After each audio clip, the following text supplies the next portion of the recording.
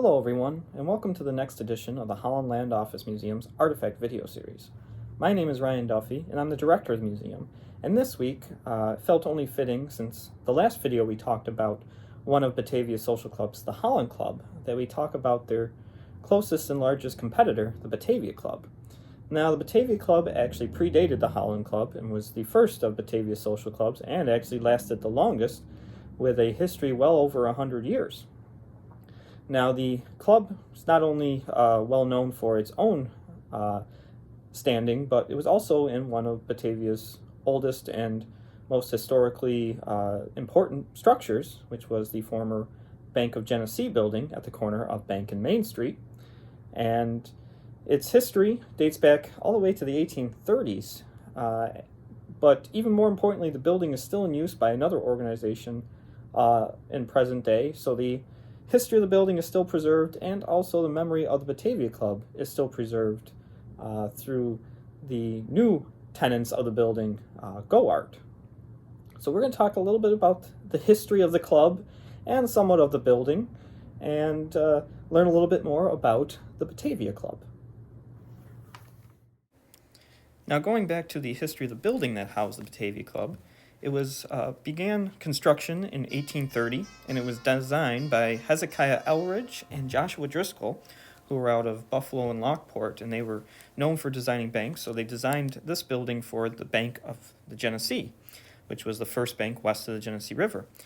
Construction was completed the next year in 1831, and the bank was housed there until about 1886, when they built a new headquarters and moved out of the building. Now, the building wouldn't stay empty long, as it would be first leased and then bought by the Batavia Club, which had started in 1882 as a men's club. And they began, their first clubhouse was actually at the Carey House, and then they moved to the John B. Ellicott House, which was behind the Main Street business block. However, in February of 1886, their clubhouse burned down, so they moved to 20 Main Street, which was the clubhouse of another club, the Zephyr's Hose Company. However, when the bank decided to move, they offered the building to the bank, to the Batavia Club. Now, the building is located at the corner of East Main Street and Bank Street, called Bank Street because of the Bank of the Genesee. And when the club moved in, they hired Frank DeCott to redecorate, and they actually held a grand opening in April of 1886. Now, the clubhouse had a comfortable and attractive bar room, along with several dining and meeting rooms on the first floor. In 1966, they enlarged the kitchen and modernized it after a fire caused considerable damage to that part of the building. Though they redecorated the interior many times, the exterior basically resembles what it would have in 1886, with some additions over the years and some modernizations. In fact, it was added to the National Register of Historic Landmarks in October 1974.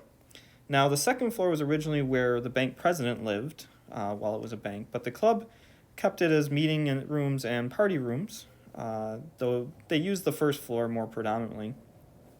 Now, some of the activities the club did, they had lunches and dinners for their members, and they also had card games, and mostly was just a space for the members to hang out, especially around the bar, as it was one of the few clubs that had a bar. In fact, when compared to the Holland Club, they were often called the Wets because they had a bar. And it had an extraordinary long lifespan.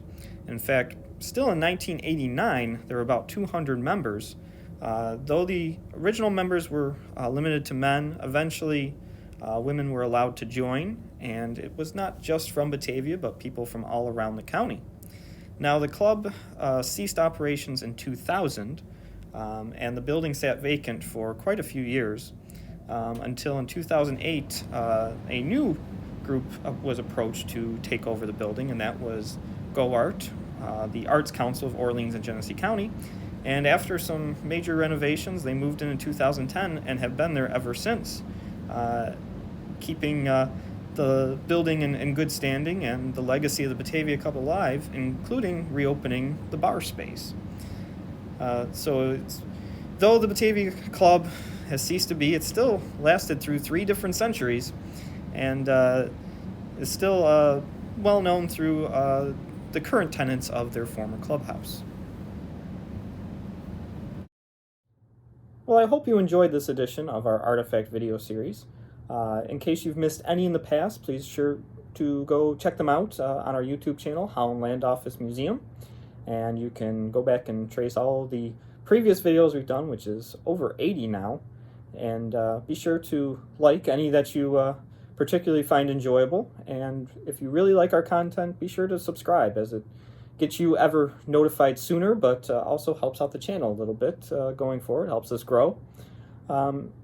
But in case you've really found anything interesting in this video or past videos, be sure to stop by the museum and check things out for yourself, as we'll be happy to share even more information about these particular topics, or topics maybe we haven't covered yet.